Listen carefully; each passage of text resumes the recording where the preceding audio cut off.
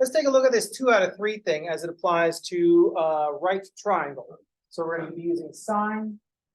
Sine is opposite over hypotenuse, cosine is adjacent over hypotenuse, tangent is opposite over adjacent, and apply it to some actual triangles. In the first problem, in all these problems, we're going to be given 2 things and asked to find a third thing. The first problem, we have an angle of 37 degrees and a hypotenuse of 12 feet, and we're asked to find the opposite. So if you have an angle and we have a hypotenuse and we're asked to find the opposite, which trig function is going to be best for us here?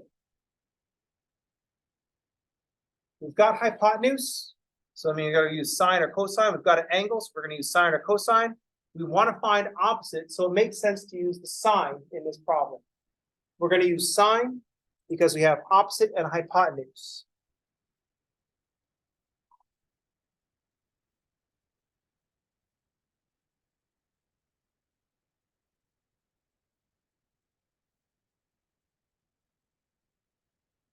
So the first step is deciding which tool we're going to use. We look at the problem, what we're given. We have the hypotenuse. We're looking for the opposite. So that says we should use the sine.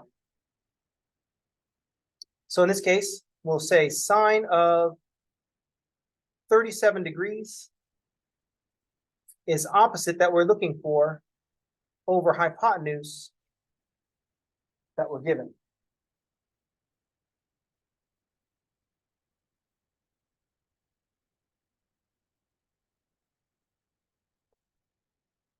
We're looking for the number on top.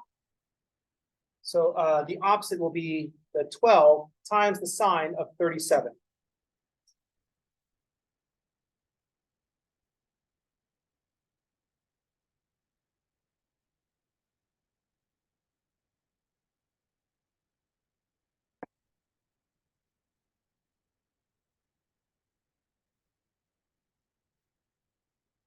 So I don't know offhand what the sine of 37 is, so I'm going to use my calculating machine.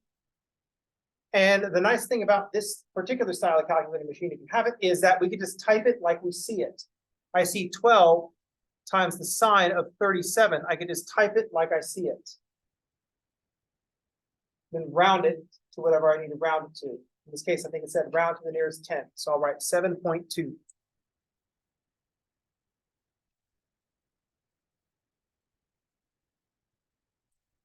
Feet.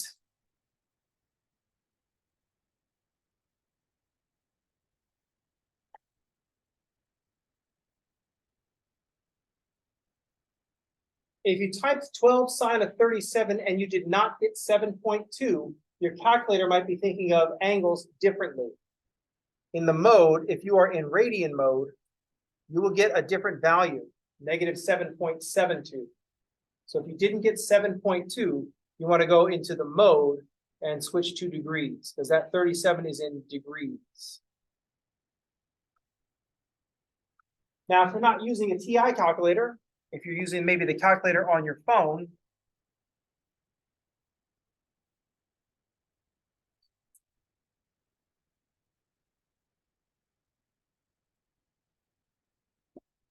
if you're using the calculator on your phone, you'll notice that I don't have sine, cosine, and tangent in the phone in this configuration.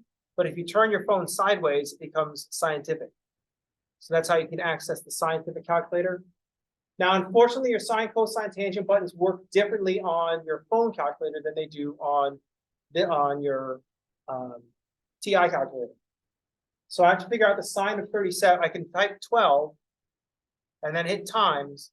But to do the sine of 37, the way the button works is it takes the sine immediately of whatever is on the screen. So if I hit the sine button right now, it'll try to take the sine of 12. And that's not what we want. So I have to put 37 and then take the sine of 37 and then hit equals 37.2. This is for iPhone calculators. The sine button takes the sine of whatever's on the screen. The way to figure it out is just grab your calculator and hit the sine button or hit the cosine button.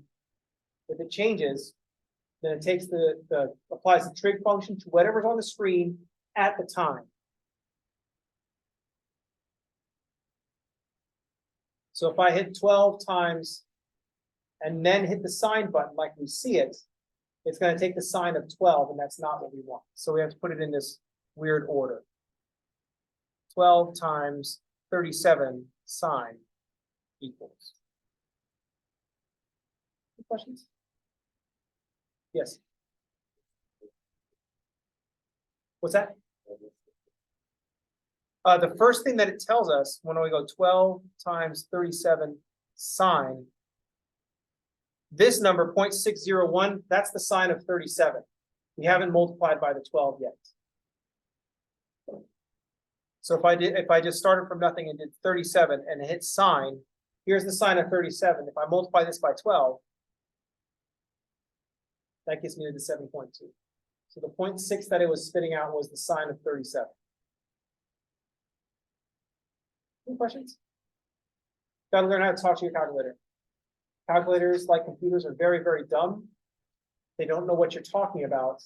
They'll do exactly what you tell them to do. That's everybody okay?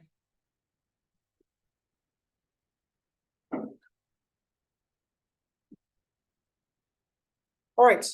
In the second problem, what trig function should we use based on the information that we're given and what we want to find? Cosine. For what reason? What reason do we use cosine? We're trying to find adjacent, and we have hypotenuse. Adjacent and hypotenuse make us think cosine. So because this adjacent, we're going to use cosine, since adjacent and hypotenuse. So the cosine of 37 is adjacent that we're looking for, and our hypotenuse is 12. And we can solve in the same way. Our adjacent is going to be 12 times the cosine of 37.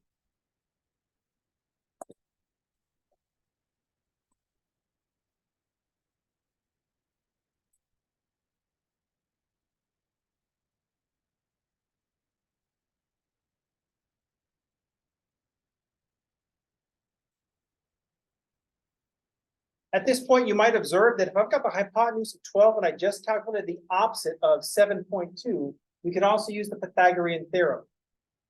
So if this was the last thing on my calculator, I might just say, let's do the square root of 12 squared minus this number squared. And there's the 9.6 that we were looking for. Any questions? Still the same game, 2 out of 3 with one extra step. We've got a trig function sitting in front of one of our pieces. Which trig function should we use in problem number 3, where we have the theta is 77 degrees, the adjacent is 5.3, and we're looking for the hypotenuse?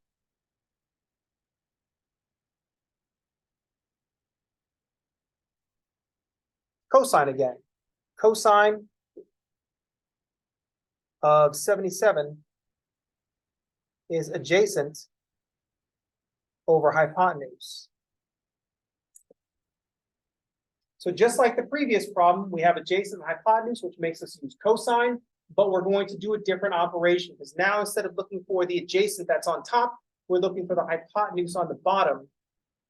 So now when we solve, the hypotenuse is 5.3 divided by the cosine of 77.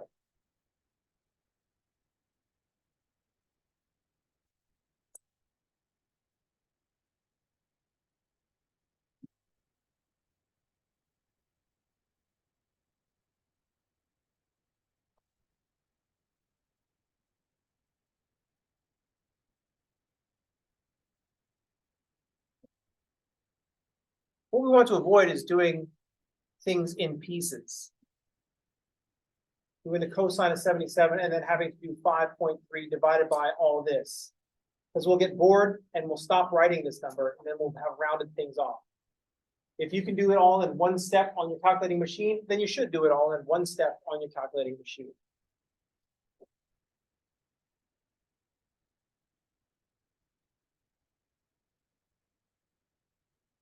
Oh, I dropped units.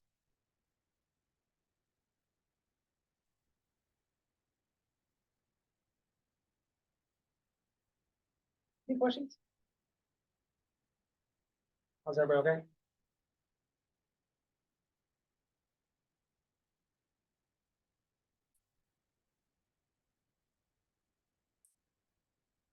It only seems like we're grinding a lot of calculations over and over again because we're grinding a lot of calculations over and over again. It's just nightmare dungeons. That's all you have to do. Constantly.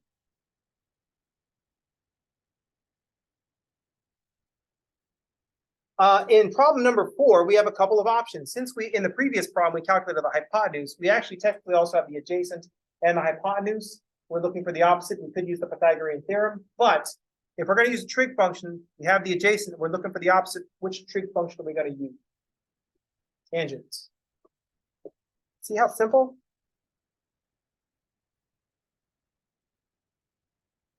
Tangent is opposites over adjacents. And in this problem, we're back to using multiplication because we're looking for the thing that's in the top of the fraction.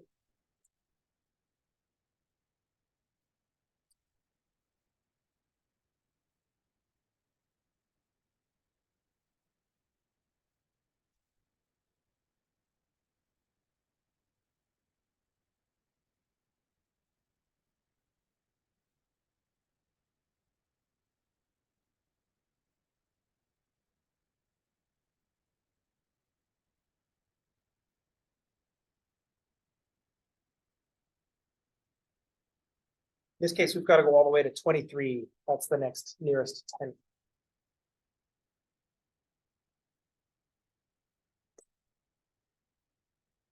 I need to round it to something. I need to round it to point something. It's a 0.95. The 5 pushes the 9 to a 10, which pushes the 2 to a 3. The next 10th is 23.0. 10th before that is 22.9. We are closer to the 23.0. The 5 says we're past halfway, so we keep going. Is everybody okay? We're so close to being done, you're all thinking. This class is so long.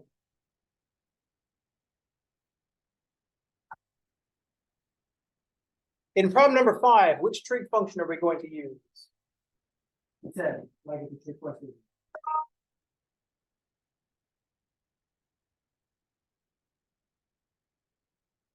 Why we're not going to worry about in problem number 5? What are we asking for in problem number 5? Hypotenuse. And we have opposite and adjacent, so what should we use instead?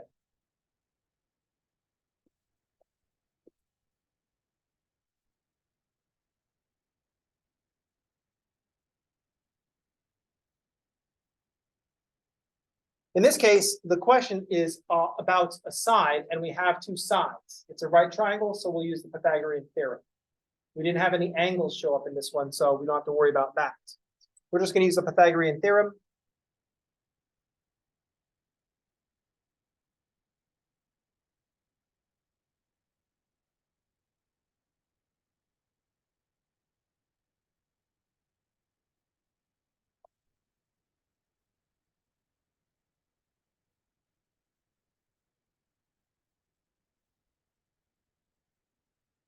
Now in problem number 6, we have opposite and adjacent, and now we're looking for an angle. Now an angle has entered into the problem. What trig function are we going to use?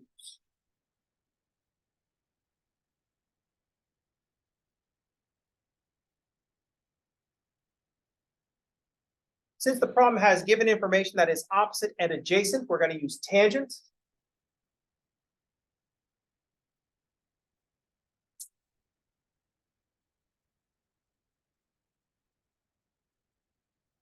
The difference here is that we're looking for an angle. When I set this up, I'm going to say the tangent of theta is opposite over adjacent.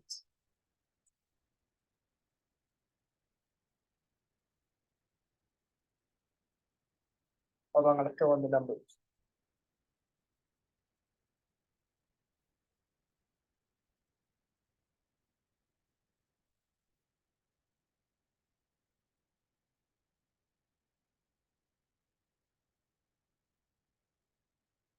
So this problem has an extra step that we need to do. The tangent of theta is opposite over adjacent. I want to figure out what the angle is.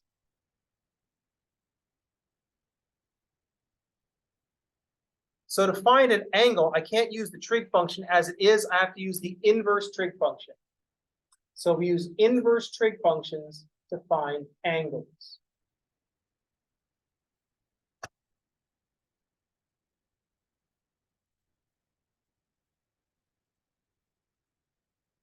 Here's what we're going to write. We're going to write 10.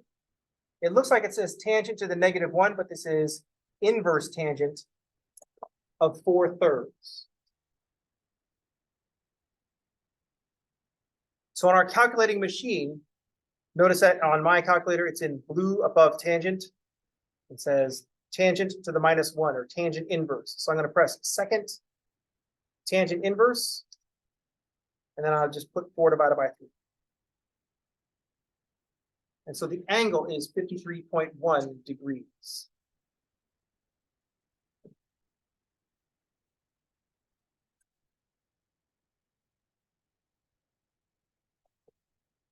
The angles are always sitting behind a trig function. So to get the angle out of there, to figure out what the angle is, we have to use inverse trig functions. Use inverse trig functions to find angles. On your iPhone calculator, I can't carry around 2 phones with me. So if you have Android, then you just have to sort that out.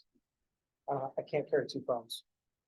But we'd have to do the same thing. I want the tangent inverse of 4/3. So first I'll figure out what 4/3 is. And then to do tangent inverse, I press second. And that changes my tangent button to a tangent inverse button. And it'll pop out to 53.1 degrees. How's everybody okay? Of course, because it feels like we're getting close to the end of class because we've been here for so long. It doesn't matter what I do right now. No one will have questions on it. I can be like, oh, here's the fundamental theorem of finitely generated abelian groups. Any questions? You'd be like, oh, nope, we got this. It's 3 o'clock. We got everything you can say right now. And it doesn't matter.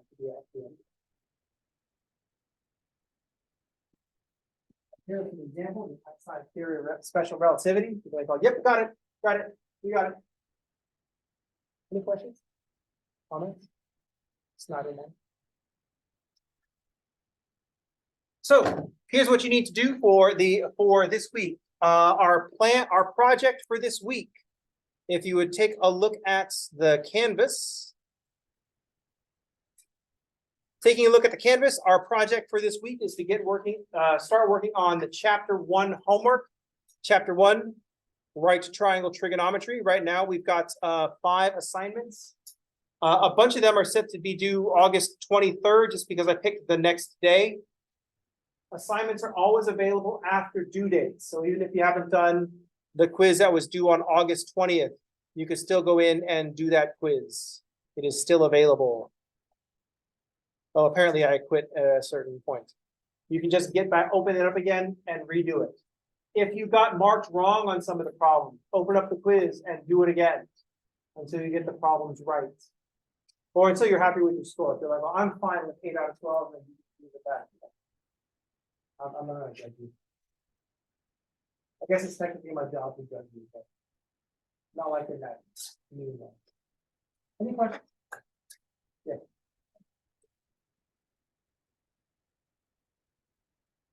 Oh.